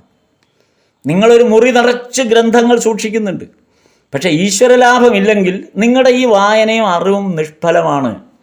പഞ്ചാംഗത്തിൽ മഴയെക്കുറിച്ച് അവിടെ ഒരു ഉദാഹരണം പറയുന്നത് ഈ സന്ദർഭത്തിലാണ്. പഞ്ചാംഗം കഴിഞ്ഞാൽ മഴവെള്ളം വരില്ല, പക്ഷേ അതിനകത്ത് മഴയെക്കുറിച്ച് വിവരണം ഉണ്ടെന്നേ ഉള്ളൂ എന്ന് പറയുന്ന ഒരു ഉദാഹരണം ഈ സന്ദർഭത്തിലാണ് വചനാമൃതത്തിൽ ഭഗവാൻ പറയുന്നത്. നമുക്ക് അത് വായിക്കുന്ന ആ സന്ദർഭം നമുക്ക് ഓർക്കാവുന്നതാണ്. അതുകൊണ്ട് അപ്പോൾ പുസ്തകം വായിച്ചിട്ടുള്ള അറിവ് കൊണ്ട് ഈശ്വരനെ ലഭിക്കില്ല. അതാണ് ശ്രീരാമകൃഷ്ണദേവൻ പറയും. ഇങ്ങനെയുള്ള പുസ്തക പാരായണത്തിലൂടെ അറിവുണ്ടാകുമെന്ന് ധാരണ വെച്ച് പുലർത്തുന്ന ഒരു സമൂഹത്തിൽ നിന്നാണ് മാസ്റ്റർ മഹാശയൻ്റെയും വരവ്. അതായിരുന്നു ആ ഒരു പ്രത്യേകത. മാസ്റ്റർ മഹാശയനും അതാ വിചാരിച്ചിരുന്നത്. കാര്യം ഇദ്ദേഹം പുസ്തകങ്ങൾ വായിക്കുമോ എന്നുള്ളതായിരുന്നു മാസ്റ്റർ മഹാശയൻ്റെയും സംശയം. അപ്പം അന്നത്തെ ഒരു കൽക്കട്ടയുടെ പശ്ചാത്തലത്തിൽ ബംഗാളിൻ്റെ ഒരു പണ്ഡിതന്മാരുടെയൊക്കെ ഒരു കാലഘട്ടത്തിൻ്റെ പശ്ചാത്തലത്തിൽ നോക്കുമ്പോൾ പുസ്തക വായനയായിരുന്നു അന്ന് ഏറ്റവും പ്രമുഖമായ കാര്യം. അപ്പോൾ അത് തന്നെയാണ് മാസ്റ്റർ മഹാശയനും ധരിച്ചു വെച്ചിരുന്നത്. ഭഗവാൻ ചോദിക്കുന്നത് ഈശ്വര സാക്ഷാത്കാരത്തിനോ ഈശ്വരലാഭത്തിനോ ഉതകുന്നതാണോ വായന? പുസ്തക വായന കൊണ്ട് ഒരിക്കലും ഈശ്വരലാഭം കിട്ടില്ല. പൂർണ്ണമായും ഭഗവാൻ അത് പറഞ്ഞിട്ടുണ്ട്. അതിനെ ഒരു കോൺട്രഡിക്ഷൻ പോലെ നമ്മൾ പല രൂപത്തിൽ വേണമെങ്കിൽ വ്യാഖ്യാനിക്കുന്നവർ കാണാം. പക്ഷേ അതിൻ്റെ ആ വചനാമൃത വായനയിലൂടെ നമുക്ക് മനസ്സിലായി ഭഗവാൻ പറഞ്ഞത് എന്താണ് അതിൻ്റെ അർത്ഥമെന്ന്. മാസ്റ്റർ മഹാശയൻ്റെ ഒരു പ്രത്യേകത എന്തെന്ന് വെച്ചാൽ ഏതു കാര്യവും സസൂക്ഷ്മം പരിശോധിക്കുകയും വീക്ഷിക്കുകയും ചെയ്യുക എന്നതാണ്. മാസ്റ്റർ മഹാശയൻ ഈ ധ്യാനാവസ്ഥയിൽ കൊണ്ട് ആ രംഗങ്ങൾ റീക്രിയേറ്റ് ചെയ്യുമ്പോൾ വെറുതെ ഉപരിപ്ലവമായിട്ടല്ല അത് പറഞ്ഞത്. പകരം പറഞ്ഞത് അതിൻ്റെ ഓരോ പോയിൻറ്റും സസൂക്ഷ്മം പരിശോധിച്ച് അതിനെ ഏത് തരത്തിലാണ് അവതരിപ്പിക്കേണ്ടതെന്ന് മനസ്സിൽ ഉറപ്പിച്ചിട്ടാണ് അത് എഴുതിയത്. അതായത് ഉപരിപ്ലവമായ ഒരു കാഴ്ചയോ അറിവോ ഈ വചനാമൃതത്തിൻ്റെ ഒരു ഭാഗത്തും നമുക്ക് കാണാൻ പറ്റില്ല. വളരെ ആഴത്തിൽ പഠിച്ചിട്ടാണ്, അത് ബോധ്യത്തോടു കൂടിയാണ്. ഇതൊന്നും പഠിച്ചെന്ന് പറയുന്നത് തെറ്റാണ്, ബോധ്യത്തോടു കൂടിയാണ് എഴുതിയത്. ഒരു ഉദാഹരണം, എന്താണ് അതിൻ്റെ ഒരു ഉദാഹരണം പറയാം. ബലൂർ മഠത്തിൽ മാസ്റ്റർ പോകുമ്പോൾ, അത് പിന്നീട് നടന്നൊരു സംഭവമാണ്. ബലൂർ മഠത്തിൽ മാസ്റ്റർ പോകുമ്പോൾ അവിടെ ഓരോ മുറിയിലും എന്താണ് ഈ സസൂക്ഷ്മം പരിശോധിക്കുന്നത് എന്നുള്ളത്, ആ സൂക്ഷ്മമായ നിരീക്ഷണം ഏതാണ് എന്നുള്ളതിന് മാസ്റ്റർ മഹാശയൻ്റെ ജീവിതത്തിൽ അദ്ദേഹത്തിൻ്റെ സ്വഭാവമാണത്. അത് അദ്ദേഹം 7ാം ക്ലാസ്സിലോ 7 വയസ്സോ 7ാം ക്ലാസ്സാണ്. 7ാം ക്ലാസ്സിൽ അദ്ദേഹം ഡയറി എഴുതിയപ്പോൾ ആദ്യം എഴുതിയത് ഈ സൂക്ഷ്മമായ പരിശോധനയിൽ നിന്നാണ്. കാര്യം പോകുന്ന വഴിക്കുള്ള കാളിക്ഷേത്രത്തിൻ്റെ ആ ഒരു ക്ഷേത്രമുണ്ട്, ആ ക്ഷേത്രത്തിൽ കണ്ട കാഴ്ചകൾ സസൂക്ഷ്മമാണ് എഴുതിയത്. നോക്ക്, 7ാം ക്ലാസ്സിൽ പഠിക്കുന്ന ഒരു കുട്ടി അന്ന് മുതലേ ഈ സൂക്ഷ്മ പരിശോധനയിലേക്ക് പോയി. അതുപോലെ ഒരു ദിവസം രാവിലെ എഴുന്നേറ്റാൽ എന്തെല്ലാം ചെയ്തു, എങ്ങനെയൊക്കെ ചെയ്തു, സ്കൂളിൽ പോകുന്നതിന് മുമ്പ് അച്ഛൻ്റെ അമ്മയുടെയും കാലിൽ തൊട്ട് തൊഴു, ഇങ്ങനെയുള്ള കാര്യങ്ങൾ. അപ്പോൾ ഏറ്റവും കൂടുതൽ ആ നിരീക്ഷണ പാടവത്തെ സാധൂകരിക്കുന്ന രീതിയിലാണ് 7ാം ക്ലാസ് മുതൽ എഴുതി തുടങ്ങിയത്, പരിശീലനം തുടങ്ങിയത്. പിന്നെയും 18 കൊല്ലം കഴിഞ്ഞാൽ ഈ പദ്ധതിക്ക് എത്തുന്നത്. ഇപ്പോൾ 18 കൊല്ലത്തെ പരിശീലനമുണ്ട് ഇതിൻ്റെ പിന്നിൽ. ഇതിന് വേണ്ടിയിട്ടായിരുന്നില്ല, പക്ഷേ ആ ജന്മം ഇതിന് വേണ്ടിയിട്ടായിരുന്നു എന്നുള്ളതിൻ്റെ ഒരു തെളിവാണ്. അപ്പോൾ ഈ സൂക്ഷ്മത എന്താണ് എന്ന് പരിശോധിക്കുന്നതിന് വേറൊരു ഉദാഹരണം പറയുന്നത് പിന്നീടുള്ള കാലത്ത് ഭഗവാന്റെ ദേഹത്യാഗത്തിനൊക്കെ ശേഷം ഇദ്ദേഹത്തിൻ്റെ ജീവിതത്തിൽ അതൊരു സ്വഭാവമാണെന്ന് സൂചിപ്പിക്കുന്ന ഒരു സംഭവമാണിത്. ഇപ്പോൾ ബേലൂർ മഠത്തിൽ മാസ്റ്റർ പോകുമ്പോൾ അവിടെ ഓരോ മുറിയിലും കയറി ഇറങ്ങും. ഒരു കാര്യമില്ല, എല്ലാ മുറിയിലും കയറി ഇറങ്ങും ഓരോ തവണയും. എന്നിട്ട് ഓരോ മുറിയിലും കയറിയിട്ട് ചില മുറികളിൽ ചെല്ലുമ്പോൾ ഒന്നുകിൽ ശരത്തിൻ്റെ മുറിയായിരിക്കാം, അല്ലെങ്കിൽ അതുപോലെ അവരുടെയൊക്കെ മുറികളായിരിക്കാം അത്. അപ്പോൾ ആ മുറികളിൽ കട്ടിലിൽ ചില പുസ്തകങ്ങൾ വായിച്ചിട്ട് വെച്ചിട്ടുണ്ടാവും. അത് ശാരദാനന്ദ സ്വാമികളോ അല്ലെങ്കിൽ മറ്റ് ഏതെങ്കിലും അഭേദാനന്ദ സ്വാമികളുടെയൊക്കെ മുറികളായിരിക്കാം, അല്ലെങ്കിൽ ബ്രഹ്മാനന്ദ സ്വാമിയുടെ മുറിയായിരിക്കാം. അപ്പോൾ ആ മുറികളിൽ ചെല്ലുമ്പോൾ ആ കട്ടിലിൽ ഏതെങ്കിലും പുസ്തകം ചിലപ്പോൾ വായിച്ചിട്ട് അവരതേപോലെ വെച്ചിട്ടുണ്ടാവും. ഇങ്ങനെ അത് തുറന്നിങ്ങനെ കമത്തി വെച്ചിട്ടുണ്ടാവും ആ പുസ്തകം. എന്നിട്ട് മാസ്റ്റർ മഹാശയൻ ശ്രദ്ധിക്കുന്നത് ഇവരെന്താണ് ഇതിൽ വായിച്ചതെന്നാണ്. നമുക്ക് അത് സൂക്ഷ്മമായിട്ട് നോക്കും. എന്താണ് ഇത് വായിച്ചയാൾ ഇപ്പോൾ ഇത് എവിടെയാണ് വായിച്ച് നിർത്തിയിരിക്കുന്നത്, എന്താണ് വായിച്ചിരിക്കുന്നത്, അത് മൈന്യൂട്ട് ഡീറ്റെയിൽസിലേക്കാണ് പോകുന്നത്. അദ്ദേഹത്തിൻ്റെ സ്വഭാവമാണത്. ആ പുസ്തകം നോക്കും, ഇതിൽ എവിടെ വരെയാണ് വായിച്ചു വച്ചിരിക്കുന്നത്, എന്താണ് വായിച്ചു വച്ചിരിക്കുന്നത് എന്ന് നോക്കും. എന്നിട്ട് ആ മുറിയിലുള്ള ഓരോ വസ്തുക്കളെയും കാണും. അതായത് ആ വസ്തുക്കളെ കണ്ട് വണങ്ങുകയാണ്. വ്യാൻസ്വാമിയുടെ മുറിയിലാണ് ചെല്ലുന്നെങ്കിൽ അദ്ദേഹത്തിൻ്റെ ഷൂ, അദ്ദേഹത്തിൻ്റെ കോട്ട്, അദ്ദേഹത്തിൻ്റെ മൃദംഗം, അദ്ദേഹത്തിൻ്റെ തമ്പുരു, അദ്ദേഹം കിടക്കുന്ന കിടക്ക, അതിൻ്റെ വിരിപ്പ്, തലയണ, എന്തു വേണ്ട, ഓരോ വസ്തുവിലും തൊട്ടു തൊഴും. അത് ഒരാളുടെ മുറിയിലല്ല, ഈ സ്വാമിമാരുടെ മുഴുവൻ മുറിയിൽ, ഭഗവാന്റെ അന്തരംഗ ശിഷ്യന്മാരുടെ ഓരോരുത്തരുടെയും മുറിയിൽ ചെന്നിട്ട് അവരുടെ ഓരോരോ വസ്തുക്കളിലും തൊട്ടു തൊഴാൻ തുടങ്ങും. അതായിരുന്നു പ്രത്യേകത. എന്നിട്ട് ഈ ഓരോ വസ്തുവിനെയും സംബന്ധിച്ചിട്ട്, ഈ കാണുന്ന തൊട്ടു തൊഴുന്ന ഓരോ വസ്തുവിനെയും സംബന്ധിച്ചിടത്തോളം അത് മനസ്സിൽ മായാതെ ഇരിക്കണം എന്ന് ഉറപ്പിക്കാൻ എന്തെങ്കിലും കാരണമുണ്ടോ എന്ന് സ്വയം അന്വേഷിക്കും. മനസ്സിലാക്കണം എന്താണെന്ന് പറയും. അതായത് ഈ മുറിയിൽ കണ്ട ഒരു വസ്തുവിനെ ഇനി താൻ ഒരിക്കലും മറക്കരുത്, ഇതെൻ്റെ ഓർമ്മയിൽ തന്നെ നിലനിൽക്കണം. അങ്ങനെ നിലനിൽക്കണമെങ്കിൽ അതിനൊരു കാരണം അവിടെ കണ്ടുപിടിക്കണം. ആ കാരണം എന്താണെന്നും കൂടെ ഉറപ്പിക്കും. അപ്പോൾ എന്ത് പറ്റും? ഇത് റീക്രിയേറ്റ് ചെയ്യാൻ എളുപ്പമാണ്. ഇത് വചനാമൃതത്തിന് വേണ്ടിയിട്ടല്ല, ഇത് പിന്നീട് ബലൂർ മഠത്തിൽ വന്നപ്പോൾ ഉള്ള കാര്യമാണ് പറയുന്നത്. വളരെ കാലഘടന കഴിഞ്ഞിട്ട്, വചനാമൃതരചനയൊക്കെ കഴിഞ്ഞിട്ടുള്ള കാലമാണ്. പക്ഷെ മരണം വരെയും ഈ ശൈലി അദ്ദേഹം തുടർന്നു എന്നുള്ള പറയുന്നതിൻ്റെ കാര്യമാണ്. അതായത് ഒരു വസ്തു കാണുക മാത്രമല്ല, ആ കാണുന്ന വസ്തുവിനെ മറക്കാതിരിക്കാൻ തൻ്റെ മനസ്സിൽ എന്നേക്കുമായി ആ ഓർമ്മ ഉറപ്പിക്കാനുള്ള ഒരു കാരണം കൂടെ അവിടെ വെച്ച് കണ്ടുപിടിക്കും. അതുകൊണ്ടാണ് മാഷ്ട്രമഹാശയന് 20 വർഷം കഴിഞ്ഞപ്പോഴും ഓരോ കാര്യങ്ങളും പഴയ ആ കാര്യങ്ങൾ ഓർക്കാൻ കഴിഞ്ഞത്. അത് ഈ ഒരു സ്വഭാവ രീതി അദ്ദേഹം അവസാനം വരെ തുടർന്നു എന്നുള്ളതാണ്. അതൊരു വല്ലാത്തൊരു ഒരു ഒരു ഒരു ഒരു മെമ്മറി പവറാണത്. അതെങ്ങനെയാണ് ആ മെമ്മറിയിലേക്ക് ആ വസ്തുവിനെ ഉറപ്പിക്കുന്നത്? അതായത് കാണുന്ന ഒരു വസ്തുവിനെ തൻ്റെ മനസ്സിൽ ഉറപ്പിക്കാൻ, തൻ്റെ ബുദ്ധിയിൽ, തൻ്റെ ചിന്തയിൽ ഉറപ്പിക്കാനുള്ള കാരണം കൂടെ ചേർത്തിട്ടാണ്. അപ്പോൾ പിന്നെ മറക്കില്ല, ആ കാരണം കൂടെ ആകുമ്പോൾ. അതാണ് അതിനകത്തെ കാരണം. അപ്പോൾ അത് പറഞ്ഞാൽ അത് എനിക്ക് തോന്നുന്നു അത് മനസ്സിലായി കാണും, കേൾക്കുന്നവർക്ക് അത് മനസ്സിലായി കാണും പൂർണ്ണമായിട്ട്. ആ കാരണം കൂടെ കണ്ടുപിടിക്കുകയാണ്. അതൊരു റിലേറ്റഡാണ്, മെമ്മറി റിലേഷനാണത്. ഈ ഒരു റിലേറ്റഡ് ആയിട്ടുള്ള ഒരു വസ്തുവിനെ ഓർക്കുമ്പോൾ ആ മെമ്മറി കൃത്യമായിട്ട് വരുന്നു എന്ന് പറയുന്ന പോലെ. ഈ ഒരു ശീലം ഉള്ളത് കൊണ്ടാണ് അദ്ദേഹത്തിന് ശ്രീരാമകൃഷ്ണ വചനാമൃതം എഴുതാൻ സാധിച്ചത്. വചനാമൃതത്തിലെ ഡീറ്റെയിലിംഗ് പരിശോധിച്ചാൽ നമുക്കത് മനസ്സിലാവും.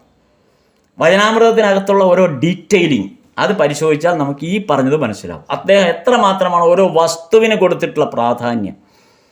ആ വചനാമൃതത്തിൽ അദ്ദേഹം സൂചിപ്പിക്കുന്ന ഓരോരോ വസ്തുവിന് കൊടുത്തിട്ടുള്ള പ്രാധാന്യം. അതിൻ്റെ വേറൊരു രീതി നമുക്കൊന്ന് നോക്കാം. എന്താണത്? ആദ്യ ദർശന സമയത്ത് മാസ്റ്റർക്ക് ശ്രീരാമകൃഷ്ണദേവൻ്റെ രീതികൾ ഒട്ടും പരിചിതമായിരുന്നില്ല. എങ്കിലും പിന്നീട് ഓരോ ചലനം പോലും മാസ്റ്റർക്ക് അതിൻ്റെ അർത്ഥം മനസ്സിലാകും. ആദ്യമൊന്നും ശ്രീരാമകൃഷ്ണദേവൻ്റെ ഒന്നും മനസ്സിലാകുന്ന അല്ലല്ലോ, അത് സ്വാഭാവികം. പക്ഷെ പിന്നീട് അതിൻ്റെ ഓരോ ചലനം പോലും, ഭഗവാന്റെ ഓരോ ചലനം പോലും, ഓരോ ആ അംഗപ്രത്യംഗമുള്ള ഓരോ ചെറിയ ചലനം പോലും മാസ്റ്റർ മഹാശയന് മനസ്സിലാവും, അതിൻ്റെ അർത്ഥം മനസ്സിലാവും. സമാധി അവസ്ഥ എന്നൊന്നും ശ്രീരാമകൃഷ്ണദേവൻ എൻ്റെ ആ സമാധി അവസ്ഥ ആദ്യ സന്ദർശന സമയത്തിന് ശേഷം വരുന്നുണ്ട്. സമാധി അവസ്ഥ ആദ്യത്തല്ല, രണ്ടാമത് വരുമ്പോൾ. അപ്പോൾ ഈ സമാധി അവസ്ഥ ഒന്നും മാസ്റ്റർ മഹാശയൻ കണ്ടിട്ടുമില്ല. അത് മാസ്റ്റർ മഹാശയൻ തന്നെ അതിൽ എഴുതിയിട്ടുണ്ട്. ഇതിനെയാണ് പിന്നീട് സമാധി അവസ്ഥയാണെന്ന് പറഞ്ഞിട്ടുള്ളതെന്ന് ആദ്യത്തെ ആ ഒരു 2-ാം അധ്യായത്തിൽ തന്നെ പറയുന്നുണ്ട്. ഇത് കണ്ടപ്പോഴാണ്, പിന്നീടാണ് എനിക്കിത് മനസ്സിലായത്, ഇത് സമാധി അവസ്ഥയാണെന്ന് മനസ്സിലായത് എന്ന് മാസ്റ്റർ മഹാശയൻ പറയുന്നുണ്ട്. അതുപോലെ ശ്രീരാമകൃഷ്ണദേവൻ പറഞ്ഞ് ഈ സമാധി അവസ്ഥ ആണെന്നും, അല്ലെങ്കിൽ മാസ്റ്റർക്ക് അത് അറിയില്ലല്ലോ, അങ്ങനെ ആദ്യം അത് അറിയാത്ത സാഹചര്യത്തിൽ ശ്രീരാമകൃഷ്ണദേവൻ അപ്പോൾ സന്ധ്യാവന്ദനം ചെയ്യുകയായിരിക്കും, അല്ലെങ്കിൽ അതിനുള്ള ഒരുക്കമായിരിക്കുമെന്നാണ് മാസ്റ്റർ മഹാശയൻ തെറ്റിദ്ധരിച്ചത് ആദ്യ ദർശനത്തിൽ. അപ്പോഴാണ് ഭഗവാൻ പറഞ്ഞത് ഇല്ല, അങ്ങനെയൊന്നും ഇല്ല എന്നൊക്കെ ഭഗവാൻ അത് പറഞ്ഞത്. കാര്യം ഇപ്പോൾ സന്ധ്യാവന്ദനം അങ്ങനെയൊന്നും ഇല്ല, അതിൻ്റെ ആവശ്യമില്ല എന്നുള്ള ഒരു ഡീറ്റെയിലിങ്ങിൽ അതാണ് പറയാൻ കാരണം. മാസ്റ്റർക്ക് ഈ പറഞ്ഞതിൻ്റെ അർത്ഥം അപ്പോൾ മനസ്സിലായിട്ടില്ല. ശ്രീരാമകൃഷ്ണദേവൻ അപ്പോൾ പറഞ്ഞിരുന്നല്ലോ സന്ധ്യാവന്ദനം, അങ്ങനെയൊന്നുമില്ല എന്ന് പറഞ്ഞതിൻ്റെ അർത്ഥം മാസ്റ്റർ നമുക്ക് ആദ്യം മനസ്സിലായിട്ടില്ല. സന്ധ്യാവന്ദനം ഇല്ല എന്ന് പറയുകയോ എന്നാണ് മാസ്റ്റർ മഹാശയൻ സംശയിച്ചത്. സന്ധ്യാവന്ദനം ഇല്ല എന്നെങ്ങനെ പറയാൻ പറ്റുമോ? അങ്ങനൊരു സന്ധ്യാവന്ദനം ഇല്ലാതിരിക്കുമോ ഒരാൾ? അതും സന്യാസതുല്യനായ ഒരാൾ, ഒരു ഋഷിതുല്യനായ ഒരാൾ അങ്ങനെ പറയുമോ എന്നാണ് മാസ്റ്റർ മഹാശയൻ സംശയിച്ചത്. അപ്പോൾ ആദ്യ ദർശനത്തിൽ 3 കാര്യങ്ങളാണ് മാസ്റ്റർ മഹാശയൻ്റെ താല്പര്യമുണ്ടാക്കിയത്. നോക്കൂ, ഈ ഒരു താൻ ആരെയാണോ കാണാൻ വന്നത്, ആ കാണാൻ വന്ന ആളെക്കുറിച്ച് ഒന്നും അറിയില്ല, ആ ആളുടെ സ്വഭാവ രീതികളൊന്നും അറിയില്ല, ആ ആൾ പറയുന്നത് പോലും മനസ്സിലായിട്ടില്ല. അതാണ് സന്ധ്യാവന്ദനം അങ്ങനെയൊന്നുമില്ല എന്ന് പറഞ്ഞപ്പോൾ അതുപോലും മനസ്സിലായിട്ടില്ല എന്താണ് ഈ പറഞ്ഞതെന്ന്. അപ്പോൾ അങ്ങനെ ഒന്നും മനസ്സിലാകാത്ത, ഒരു താല്പര്യവും സ്വാഭാവികമായി ഉണ്ടാകേണ്ട ആവശ്യമില്ലാത്ത ആ സാഹചര്യത്തിൽ ഈ പ്രഥമ ദർശനത്തിന് ശേഷം 3 കാര്യങ്ങളാണ് മാസ്റ്റർ മഹാശയനിൽ താല്പര്യം സൃഷ്ടിച്ചത്. ഏതാണ് ആ 3 കാര്യങ്ങൾ? ഒന്ന്, സാധാരണക്കാരെ പോലെ വളരെ ലളിതമായ വസ്ത്രധാരണവും പെരുമാറ്റവും. ഒരു പണ്ഡിതോചിതമായ ഒരു വേഷഭൂഷാദികളും മാസ്റ്റർ മഹാശയൻ കണ്ടില്ല, സാധാരണക്കാരെ പോലെ. പിന്നെ അങ്ങനെയുള്ള ഒരാൾ. രണ്ടാമത്തത് വൃന്ദേ പറഞ്ഞ കാര്യമായിട്ട് റിലേറ്റ് ചെയ്തിട്ടാണ്. എന്താണ്? പുസ്തകം വായിക്കേണ്ട ആവശ്യം അദ്ദേഹത്തിന് ഇല്ല എന്ന് പറഞ്ഞതാണ്. അതൊരു അത്ഭുതമായി തോന്നി. കാര്യം അതായിരുന്നു രണ്ടാമത്തെ ഒരു കാര്യം. മൂന്നാമത്തെ കാര്യം, പ്രത്യേക തരത്തിലുള്ള ഒരാകർഷണം. അതാണല്ലോ വീണ്ടും കാണണം കാണണം കാണണം എന്ന് തോന്നുക. പോയി വരൂ എന്ന് പറഞ്ഞ് പോയെങ്കിൽ, ആദ്യ ദർശനത്തിന് ശേഷം മടങ്ങിയെങ്കിലും വീണ്ടും കാണണം വീണ്ടും കാണണം വീണ്ടും കാണണം എന്ന് അടങ്ങാത്ത ഒരു പരിചയവുമില്ലാത്ത ഒരാൾ. എത്രയോ പേരെ കണ്ടിരിക്കുന്നു ഇതിനു മുമ്പ്, എവിടെയൊക്കെ ചുറ്റിത്തിരിഞ്ഞ് നടന്നിരിക്കുന്നു. ഇതൊക്കെ ഉണ്ടായിട്ടുള്ള ഒരാൾക്ക് ഈ ഒരാളെ കണ്ടപ്പോൾ മാത്രം അതൊന്നും മനസ്സിലായിട്ടില്ല, ഇത് ആരാണെന്ന് മനസ്സിലായിട്ടില്ല, ഒന്നും മനസ്സിലായിട്ടില്ല. എന്നിട്ടും ഉള്ളിൻ്റെ ഉള്ളിൽ ഒരാകർഷണം, എനിക്ക് വീണ്ടും വീണ്ടും ഇങ്ങോട്ട് വരണം, കാണണം, വീണ്ടും വീണ്ടും വരൂ എന്ന്. അതായത് ഒരു പക്ഷേ ഭഗവാൻ വീണ്ടും വരൂ എന്ന് ഒരു ക്ഷണമുണ്ടായിരുന്നില്ലെങ്കിൽ ഒരു പക്ഷേ മാസ്റ്റർ വീണ്ടും വരുമായിരുന്നോ എന്ന് സംശയിക്കേണ്ടിയിരിക്കുന്നു. മാസ്റ്റർ മഹാശയൻ വീണ്ടും വരും, അത് വരണം എന്നുള്ള ആകർഷണം അദ്ദേഹത്തിൻ്റെ ഉള്ളിലുണ്ട്, വരണം എന്ന ആഗ്രഹമുണ്ട്.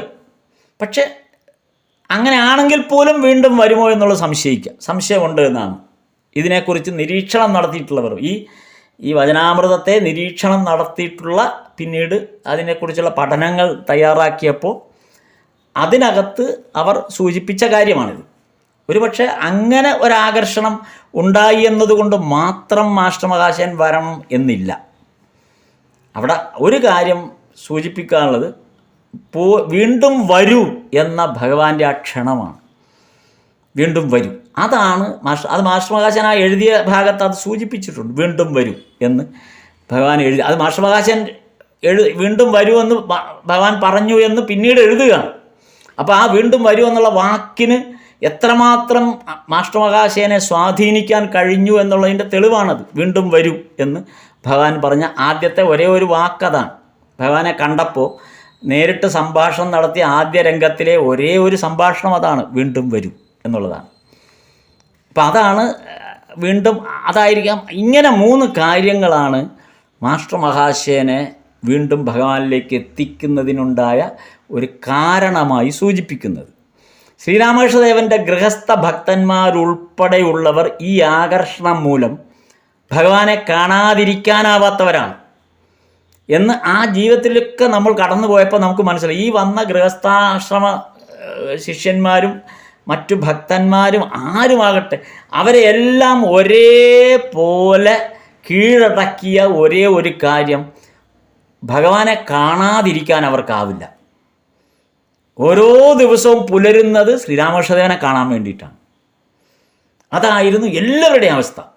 അത് നമ്മൾ വചനാമൃതം വായിച്ചാലും ലീലാമൃതം വായിച്ചാലും അവതാര കഥ മുഴുവൻ വായിക്കുമ്പോഴും കൃത്യമായി നമുക്ക് ബോധ്യപ്പെടുന്ന ഓരോരുത്തരെക്കുറിച്ചും പറഞ്ഞു. ഗിരീഷ് ചന്ദ്രഘോഷിനൊക്കെ എത്ര തവണ കാണണ്ടെന്ന് വിചാരിച്ച ആളാണ്. നമ്മൾ ആ കഥകളിലൂടെ പോയപ്പോൾ മനസ്സിലായതാണ്. കാണേണ്ട ഒരു താല്പര്യമില്ലാതെ പോകണം. പക്ഷെ അവർക്ക് കളിപദഘോഷിന് ആർക്കൊക്കെ ഭഗവാനെ കാണാതിരിക്കാൻ പറ്റില്ല ഇവർക്ക് ആർക്കും.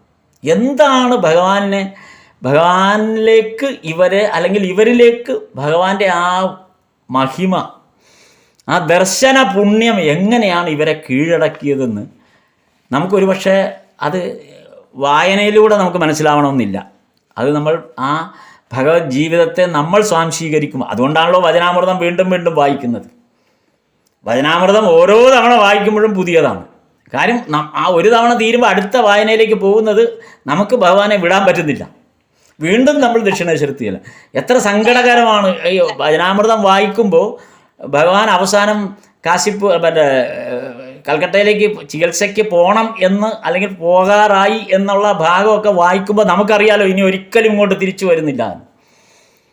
വളരെ ഹൃദയവേദനയോടുകൂടി മാത്രമാണ് ഭഗവാൻ ചികിത്സാർത്ഥം ശാംപുക്കൂറിലേക്കൊക്കെ പോകുന്ന ആ സന്ദർഭം, ഇവരെല്ലാവരും കൂടെ ഭഗവാനെ ദക്ഷിണേശ്വരത്തു നിന്ന് കൊണ്ടുപോകാൻ തീരുമാനമെടുക്കുന്ന സന്ദർഭം, അത് വായിക്കുന്ന നമ്മളെ സംബന്ധിച്ച് അത്രമേൽ ഹൃദയവേദന ഉണ്ടാകുന്ന ഒരു ഭാഗം വചനാമൃതത്തിൻ്റെ വേറൊരു ഭാഗത്തും ഉണ്ടെന്ന് തോന്നുന്നില്ല.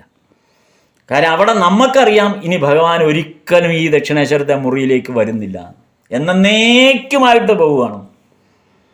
മാസ്റ്റർ മഹാശയൻ അതുകൊണ്ടാണ് കൂടെ കൂടെ പിന്നീട് ദക്ഷിണേശ്വരത്ത് വന്നിങ്ങനെ അലഞ്ഞ് നടക്കുകയാണ്. അങ്ങനെ ആ ഗംഗാതീരത്തും ദക്ഷിണേശ്വരത്തും പഞ്ചവടിയിലുമൊക്കെ ഭഗവാൻ ഇല്ലാത്ത ആ ഭൂമിയിൽ ഇങ്ങനെ നിൽക്കുകയാണ്. അത് വായിക്കുമ്പോൾ നമ്മുടെ ഉള്ളിൽ ആ ഹൃദയവേദന, ഇനി ഒരിക്കലും ഭഗവാൻ ഇനി ഇങ്ങോട്ട് വരില്ലല്ലോ, ഇനി ഈ അവതാരത്തിൻ്റെ ഭഗവാന്റെ ഈ സംഭാഷണങ്ങളൊക്കെ ഈ മുറിയിലിരുന്ന് ഇനി നമുക്കൊരിക്കലും കേൾക്കാൻ കഴിയില്ലല്ലോ എന്ന ഒരു അവസ്ഥയിലേക്ക് നമ്മെപ്പോലും ഇപ്പോൾ കൊണ്ടെത്തിക്കുന്നത് ആ പുസ്തകത്തിൻ്റെ ഓരോ പേജും നമുക്ക് മറക്കാൻ പറ്റാത്തതുകൊണ്ടാണ്. ആ വായന നമുക്ക് മറക്കാൻ പറ്റാത്തതുകൊണ്ട്. അതെ അതെ, തീർച്ചയായിട്ടും നമ്മളത് ആവർത്തിച്ച് നമ്മൾ ആ മുറിയിലേക്ക് തന്നെ നമ്മൾ മനസ്സുകൊണ്ട് എപ്പോഴും മടങ്ങിപ്പോയിക്കൊണ്ടിരിക്കുകയാണ്. നമുക്ക് ആ മുറി വിട്ട് പുറത്തു പോകാൻ പറ്റാത്ത വിധം അത്രയും നമ്മൾ അതിനകത്ത് ബന്ധനസ്ഥനായിപ്പോയി ആ മുറിക്ക്. അതെ, തീർച്ചയായിട്ടും. അപ്പോൾ ശ്രീരാമകൃഷ്ണൻ അതുകൊണ്ടായിരിക്കാം മാസ്റ്റർ അടുത്ത ദിവസം തന്നെ വീണ്ടും വന്നത്. അതായത് ആദ്യ ദിവസം കണ്ടതിന് ശേഷം അടുത്ത ദിവസം വരുമെന്ന് പറഞ്ഞപ്പോൾ വന്നത് അതുകൊണ്ടാണ് അത് രാവിലെ തന്നെ വന്നത്. അപ്പോൾ ശ്രീരാമകൃഷ്ണൻ പറഞ്ഞത്, അപ്പോൾ നിങ്ങൾ വീണ്ടും വന്നു ആണ്. ആദ്യം കണ്ടപ്പോൾ മാസ്റ്റർ മഹാശയനോട് പറഞ്ഞാണ്, അപ്പോൾ നിങ്ങൾ വീണ്ടും വന്നു, അത് നന്നായി എന്നാണ് പറഞ്ഞത്. അടുത്തിരിക്കൂ എന്നും പറഞ്ഞ ഓരോ വാക്കിനും വളരെ പ്രാധാന്യമുണ്ട്. അപ്പോൾ നിങ്ങൾ വീണ്ടും വന്നു, അപ്പോൾ നിങ്ങൾ വീണ്ടും വന്നു. വന്നോ എന്നല്ല ചോദിച്ചത്, അപ്പോൾ നിങ്ങൾ വീണ്ടും വന്നു. ഈ അപ്പോൾ എന്നുള്ള വാക്ക് ഭഗവാൻ എന്തിനാണ് പറയുന്നത്? നിങ്ങൾ വീണ്ടും വന്നു അല്ലേ, വന്നോ, അത്രയും പറയേണ്ട കാര്യം. പക്ഷെ അപ്പോൾ നിങ്ങൾ വീണ്ടും വന്നു, അതാണ് ഭജനാമൃതത്തിൻ്റെ ഓരോ വാക്കിനും വളരെ അർത്ഥമുണ്ട്. ആ വാക്കിനെ ഓരോ വാക്കിനെയും നമ്മൾ ധ്യാനിക്കുക തന്നെ വേണം. അപ്പോൾ നിങ്ങൾ, എപ്പോൾ, അപ്പോൾ എന്ന് പറയുന്നത് എപ്പോൾ, അല്ലെങ്കിൽ അപ്പോൾ എന്നുള്ളതിൻ്റെ അർത്ഥം എന്ത് എന്നുള്ളത് നമ്മൾ പറയണമെങ്കിൽ ഒരുപക്ഷെ നമുക്ക് ഒരു ആയുഷ്കാലം മുഴുവൻ ഇരുന്ന് പറയാനുണ്ട് ആ അപ്പോൾ എന്നുള്ള വാക്കിന്. എന്നിട്ട് അടുത്തത് അത് നന്നായി എന്ന്. ഏത്? അപ്പോൾ നിങ്ങൾ വന്നു, വീണ്ടും വന്നു, അത് നന്നായി. എന്നിട്ട് അടുത്ത വാക്ക് അടുത്തിരിക്കൂ. ഭഗവാൻ അങ്ങനെയൊന്നും, ഭഗവാന്റെ അടുത്ത് നമുക്കറിയാം പിന്നീട് അങ്ങനെയൊന്നും അടുത്ത് ആരെയും ഇരുത്താറൊന്നുമില്ല. എത്രമാത്രം പരിഗണനയാണ് ഓരോരുത്തരിലേക്കും ഭഗവാനിലേക്ക് എത്തുന്നതിൻ്റെ ഓരോ ഘടന എന്നുള്ളതിൻ്റെ ഓരോ ലക്ഷണവും ഓരോ വാക്കിലുമുണ്ട്. ഇവിടെ ഒരു കാര്യം ശ്രദ്ധിക്കാനുള്ളത്, ശ്രീരാമകൃഷ്ണദേവൻ ഷേവ് ചെയ്യാനിരിക്കുമ്പോഴാണ് മാസ്റ്റർ വന്നത്. അതാണ് വചനാമൃതത്തിൽ പറയുന്നത്. അപ്പോൾ ഷേവ് ഇരിക്കുമ്പോഴാണെന്നാണ് മാസ്റ്റർ മഹാശയൻ അതിനകത്ത് എഴുതിയിരിക്കുന്നത്. അതായത് ഒരു ക്ഷുരകൻ വന്ന് ഷേവ് ചെയ്യുന്നു, അപ്പോഴാണ് മാസ്റ്റർ മഹാശയൻ വന്നത്. അപ്പോൾ ഷേവ് ചെയ്യണം, ഷേവ് എന്നുള്ള വാക്ക് അതിനകത്ത് ഉപയോഗിച്ചിട്ടുണ്ട്. അപ്പോൾ ഇവിടെ നമ്മൾ മനസ്സിലാക്കേണ്ടത്, ശ്രീരാമകൃഷ്ണദേവൻ ഒരിക്കലും പരിപൂർണമായി ഷേവ് ചെയ്യില്ല. പക്ഷെ വചനാമൃതം വായിക്കുമ്പോൾ നമുക്കത് ബോധ്യപ്പെടണമെന്നില്ല. തുടക്കത്തിൽ നമുക്ക് ഭഗവാനെക്കുറിച്ചുള്ള കഥകളെല്ലാം അറിയുന്നത് കൊണ്ടാണ് നമ്മൾക്കത് ആ വാക്കിൻ്റെ അർത്ഥം പെട്ടെന്ന് മനസ്സിലാകാത്തത്. പക്ഷെ ഇവിടെ ആലോചിക്കേണ്ട, ആദ്യമായി കേൾക്കുന്ന ഒരാളാണെങ്കിൽ ആദ്യമായി കേൾക്കുന്ന പോലെ ചിന്തിച്ചാൽ അത് വായിക്കുമ്പോൾ ആദ്യമായി ഷേവ് ചെയ്യുക എന്ന് പറഞ്ഞാൽ ക്ലീൻ ഷേവ് ചെയ്യുന്നു എന്നുള്ളൊരു തോന്നലിലേക്ക് വരും. പക്ഷെ ഇവിടെ ഭഗവാനെ സംബന്ധിച്ചിടത്തോളം ഷേവ് ചെയ്യാൻ പറ്റില്ല. അത് ഭഗവാന്റെ കഥ കൂടുതൽ നമ്മൾ മനസ്സിലാക്കുമ്പോഴാണ് മനസ്സിലാകുന്നത്. കാരണം എന്താണ്? ഭഗവാന്റെ ദേഹത്തൊരു മെറ്റൽ ടച്ച് ചെയ്യാൻ പറ്റില്ല. ഒരു മെറ്റലിന് ഭഗവാന്റെ ദേഹത്ത് തൊടാൻ പറ്റില്ല. അപ്പോൾ അതാണ് ആ ഷേവ് ചെയ്യുക എന്നുള്ള ആ ഒരു ഘട്ടത്തിന് നമ്മൾ അത് ഓരോ ഭാഗത്തും ഇരുന്ന് നമ്മൾ പിന്നീട് വരുന്ന നമ്മുടെ അറിവിനെ കൂടെ ഇതിൽ ചേർക്കുമ്പോഴാണ് അതിൻ്റെ പ്രാധാന്യം വരുന്നത്. മറ്റൊന്ന്, ഇതിനകത്ത് വേറൊരു കാര്യം പറയുന്നത്,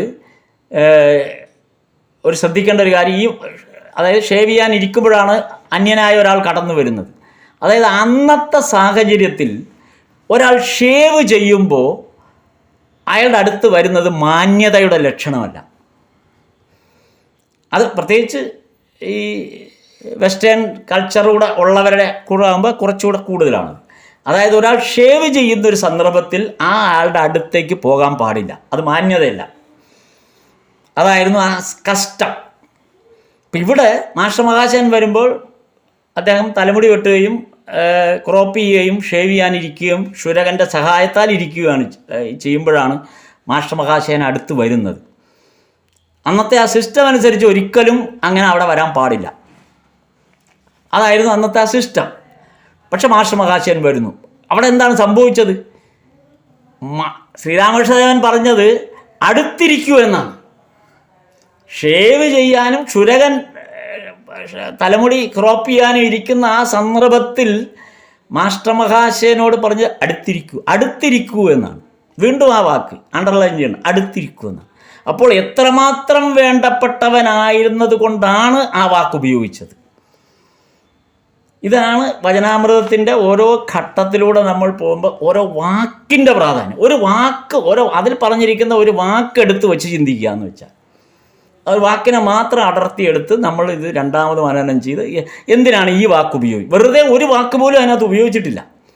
അതാണ് വെറുതെ തമാശയ്ക്ക് വേണ്ടിയിട്ടോ വർണ്ണനയ്ക്ക് വേണ്ടിയിട്ടോ അലങ്കാരത്തിന് വേണ്ടിയിട്ടോ തൻ്റെ പാണ്ഡിത്യം വിളമ്പുന്നതിന് വേണ്ടിയിട്ടോ ഒന്നും അതിനകത്തൊരു വാക്ക് പോലും ഉപയോഗിച്ചിട്ടില്ല.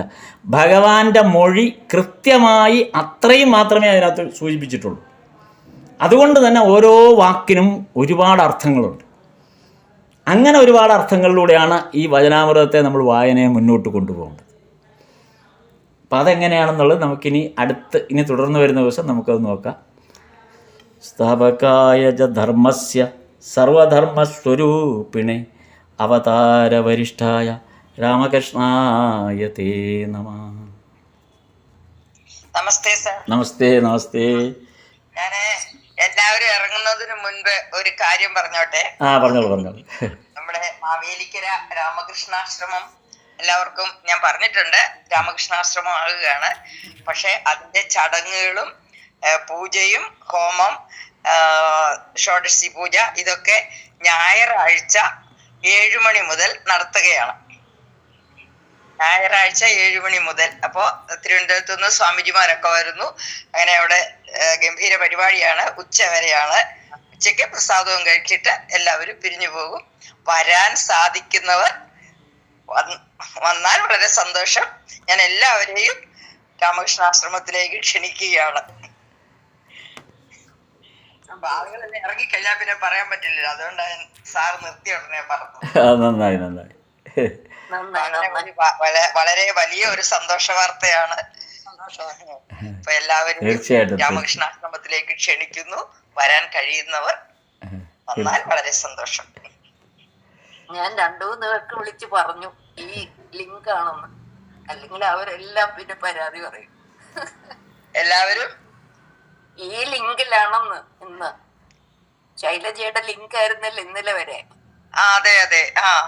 അപ്പൊ ഞാൻ 2-3 പേരെ വിളിച്ച് പറഞ്ഞു ഇതാണെന്ന്. അപ്പൊ അവർക്കെല്ലാം അവർക്ക് ഈ ലിങ്ക് കിട്ടത്തില്ലേ ചേച്ചി? കിട്ടും. അവർ ശ്രദ്ധിക്കൂല.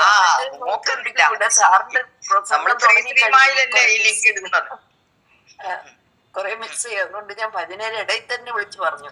അത് ശരി. സന്തോഷം. അപ്പൊ ശരി, ഇതൊന്ന് പറയാൻ വേണ്ടിയാണ്. നമുക്ക് നാമം ജപിക്കാം. അതെ, ഒരു മിനിറ്റ്, ഒരു കാര്യം കൂടി പറഞ്ഞോണ്ടേ. ഞാൻ വിചാരിക്കായിരുന്നു വിശ്വനാഥനെ താൻ പറഞ്ഞുകൊണ്ടിരിക്കുമ്പോ ആ ക്ഷുരകൻ എന്ത് ഭാഗ്യവാനെന്ന്. ആ ക്ഷുരകൻ എത്ര പുണ്യം ചെയ്ത ഒരാളാണ്. അതെ, തീർച്ചയായിട്ടും. ശരിക്കും നമ്മളെ ഓർക്കില്ല, പക്ഷെ ആരൊക്കെ കിട്ടുമെങ്കിലും ഒരു ഭാഗ്യം. തീർച്ചയായും. അയ്യോ, എന്നെ ആലോചിച്ചോണ്ടിരുന്നത് നമുക്ക് ഇതുപോലെ അയ്യോ ഭഗവാനെ അയ്യോ അടുത്ത് പോവാൻ മറ്റുള്ളവർ അടുത്ത് പോകാൻ വേണ്ടി ഇദ്ദേഹത്തിന് ദേഹം തൊടാനും ഭഗവാനത്തിന് തിരു ശരീരത്തിൽ ആ സ്പർശിക്കാനും ഇത് എന്താ ഇത് എത്ര കോടി പുണ്യം ചെയ്താലേ കിട്ടുള്ളൂ. അന്ന് ആ ക്ഷുരകൻ പുതപ്പിച്ച ആ ഷാളിന്റെ ഒരു കഷ്ണം ബേലൂർ മഠത്തിൽ സൂക്ഷിച്ചിട്ടുണ്ട് എന്ന് പിന്നീട് ഒരിടത്ത് കണ്ടു.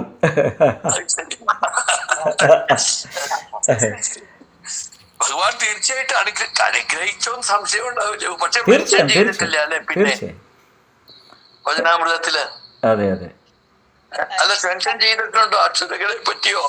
ക്ഷുരകനെ പറ്റി ഇല്ല. അത് മാസ്റ്റർ മഹാശയന്റെ ദൃഷ്ടിയിൽ വന്നു എന്ന് മാത്രം. രസിക്ലാലിന്റെ അവസാനം കൈ പിടിച്ചു രസിക്ലാലിന്റെ വരുന്നുണ്ട്, അത് വരുന്നുണ്ട്.